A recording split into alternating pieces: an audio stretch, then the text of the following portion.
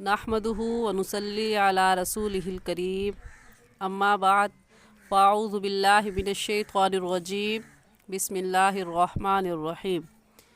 मेरे तमाम देखने वालों को मेरी तरफ़ से अस्सलामु अलैकुम व रहमतुल्लाहि व बरकातुहू। उम्मीद करती हूँ कि आप सब खैरियत से होंगे और दुआ है कि अल्लाह जल्ला शानुहु आपकी तरफ बढ़ने वाले हर शर को खैर में बदल दे। आमीन सुम्मा आमीन। आज के सबक में हम सूरतुद दहर का बकिया हिस्सा पढ़ेंगे। सबक के आगाज़ से पहले एक छोटी सी बात आपके सामने अर्ज़ करना चाहूँगी, वो ये कि आज कितने मुसलमान हैं कि जिनको दुरुस्त कुरान पाक पढ़ना नहीं आता। आप ख़ुद सोचें कि क्या ये छोटा ऐब है? जब कुरान पाक दुरुस्त नहीं होगा तो हमारी नमाज़ें भी दुरुस्त नहीं होंगी, तो ये कितना बड़ा ख़सारा है।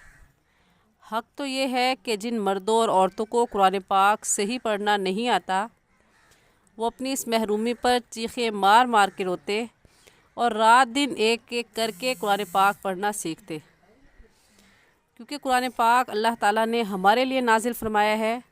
अगर हम नहीं पढ़ेंगे तो कौन पढ़ेगा? ये किताब नूर है, हिदायत है और इस किताब में दिलों की शिफा है। ये अल्लाह ताला का अज़ीम कलाम है, कलामुल्लाह है, किताबुल्लाह है, अल्लाह ताला की बातें हैं और हम सब इससे महरूम हैं।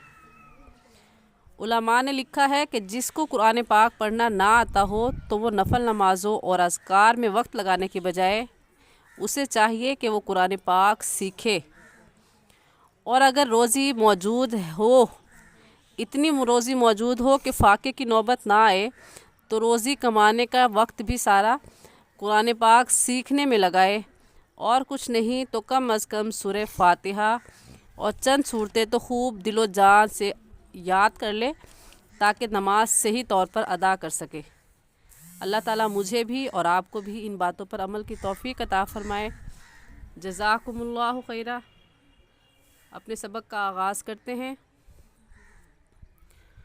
अऊज़ु बिल्लाहि मिनश्शैतानिर्रजीम। सूरतुद दहरि मदनिय्यतुम बिस्मिल्लाहिर्रहमानिर्रहीम।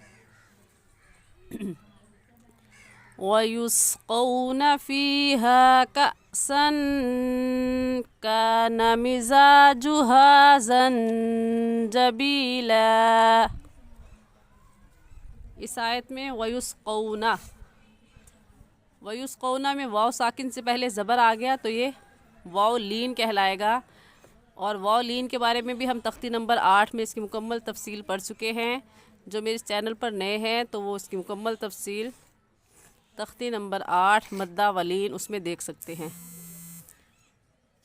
तो वाव लीन है और वाव लीन के बारे में हम पढ़ चुके हैं कि लीन को नरमी से पढ़ते हैं। तो इस लफ्ज़ को नरमी से पढ़ जाएंगे वयुस्क़ौना, और खींच कर पढ़ना वयुस्क़ौना गलत होगा। तो इन बातों का ख्याल रखें। वयुस्क़ौन फ़ीहा कअसन, कासन में हमज़ा साकिन है, हमज़ा साकिन को हल्का सा झटका देकर पढ़ते हैं।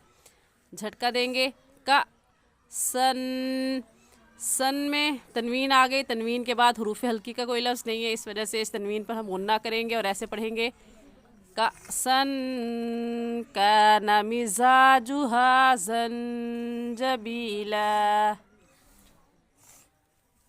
ज़ंजबीला में नून साकिन के बाद हुरूफ हल्की में से कोई लफ्ज़ नहीं है, इस वजह से इस नून साकिन पर हम गुन्ना करेंगे और ऐसे पढ़ेंगे ज़ंजबीला। पूरी आयत ऐसे पढ़ी जाएगी वयुस्क़ौन फ़ीहा कअसन कान मिज़ाजुहा ज़ंजबीला। ऐनन फ़ीहा तुसम्मा सलसबीला। ऐनन, यहाँ पर तनवीन के बाद हुरूफ हल्की जो कि 6 हैं, हमज़ा हा, आइन हा, गैन खा, ان میں سے کچھ نہیں ہے اس تنوین کے بعد، اس وجہ سے اس تنوین پر ہم غنہ کریں گے، اور غنہ ایک الف کی مقدار ناک میں آواز چھپانے کو غنہ کہتے ہیں۔ ایسے کہیں گے عینن فیہا تسمّی۔ تسمّی میں دو باتیں سمجھنے والی ہیں۔ پہلی بات کہ یہاں پر میم مشدد ہے، کیونکہ میم کے اوپر 3 دندانے والی علامت ہے، اسے تشدید کہتے ہیں، اور جس لفظ پر یہ تشدید آ جائے اس لفظ کو مشدد کہتے ہیں۔ تو تسمّی میں میم مشدد ہے، اور میم مشدد پر ہمیشہ غنہ ہوتا ہے، تو غنہ کریں گے۔ اور دوسری بات کھڑی زبر ہے، کھڑی زبر کو ایک الف کے برابر کھینچتے ہیں، تو کھینچ کر پڑھیں گے۔ تسمّی سلسبیلا غلط ہے اور صحیح ہے تسمّی سلسبیلا، عینن فیہا تسمّی سلسبیلا، وَيَطُوفُ عَلَيْهِمْ وِلْدَانٌ مُخَلَّدُونَ۔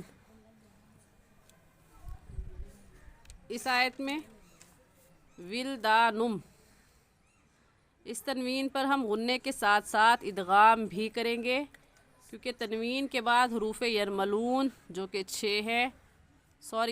5 ہیں، یا غا میم لام واو نون۔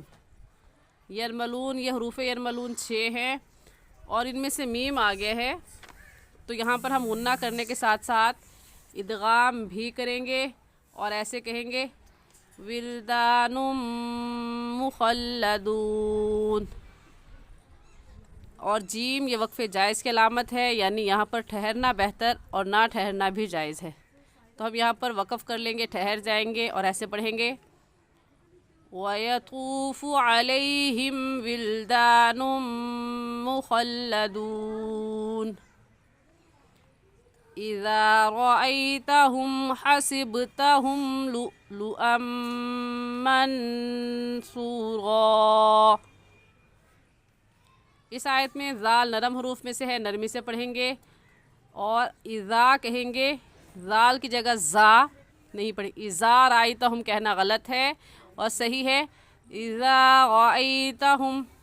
نرمی سے کیسے پڑھیں گے کہ اپنی زبان کی نوک دونوں دانتوں کے درمیان میں لے کر آئیں گے تو ذال ادا ہوگا، اور ایسے پڑھیں گے اذا رأیتہم۔ رأیتہم میں را کے اوپر زبر ہے، تو اس را کو پر یعنی موٹا کر کے پڑھیں گے، اور موٹا کرنے کا طریقہ کہ آپ کے دونوں ہونٹ گول ہو جائے۔ رأیتہم حسبتہم، با حروف قلقلہ میں سے ہے، قلقلہ کریں گے، اور قلقلہ کسے کہتے ہیں؟ یعنی جب آپ حروف قلقلہ ادا کریں تو ادا کرتے وقت مخرج میں ہلکی سی جنبش ہوتی ہے اور آواز پلٹ کر آتی ہے۔ ایسے پڑھیں گے حسبتہم لؤلؤا۔ لؤلؤا پر غنہ کیوں کیا؟ کیونکہ تنوین کے بعد حروف یرملون میں سے میم آ گیا ہے، تو غنہ کرنے کے ساتھ ساتھ ادغام بھی ہوگا، یعنی لؤلؤا کہنا غلط ہے اور صحیح ہے لؤلؤا منثورا۔ منصورہ میں نون ساکن کے بعد حروف ہلکی میں سے کوئی لفظ نہیں، اس وجہ سے اس نون ساکن پر بھی ہم غنہ کریں گے۔ ایسے پڑھیں گے اذا رأیتہم حسبتہم لؤلؤا منثورا وَإِذَا رَأَيْتَ ثَمَّ رَأَيْتَ نَعِيمًا وَمُلْكًا كَبِيرًا۔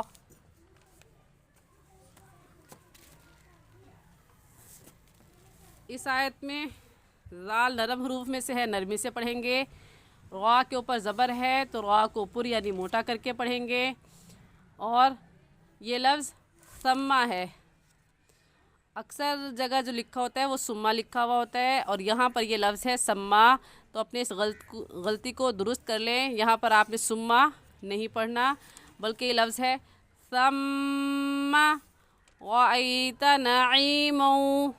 عین حلق کے درمیانی حصے سے نکلتا ہے، نکال کر پڑھیں گے نعیما، اور اس تنوین پر بھی غنہ کریں گے کیونکہ تنوین کے بعد حروف یرملون میں سے واو آ گیا ہے، تو غنہ کرنے کے ساتھ ساتھ ادغام بھی کریں گے، اور ایسے پڑھیں گے نعیما وملكا كبيرا. کاف باریک حروف میں سے ہے, باریک کر کے پڑھے گا یعنی آپ کے دونوں ہونٹ پھیل جائے. کبیرا. آج کے لیے اتنا ہی سبق, ایک بار پھر سے پڑھ لیتے ہیں. اعوذ باللہ من الشیطان الرجیم. بسم اللہ الرحمن الرحیم. وَيُسْقَوْنَ فِيهَا كَأْسًا كَانَ مِزَاجُهَا زَنْجَبِيلًا عَيْنًا فِيهَا تُسَمَّى سَلْسَبِيلًا. وَيَطُوفُ عَلَيْهِمْ وِلْدَانٌ مُخَلَّدُونَ إِذَا رَأَيْتَهُمْ حَسِبْتَهُمْ لُؤْلُؤًا مَّنثُورًا وَإِذَا رَأَيْتَ ثَمَّ رَأَيْتَ نَعِيمًا وَمُلْكًا كَبِيرًا. آمنت بالله صدق الله العظيم.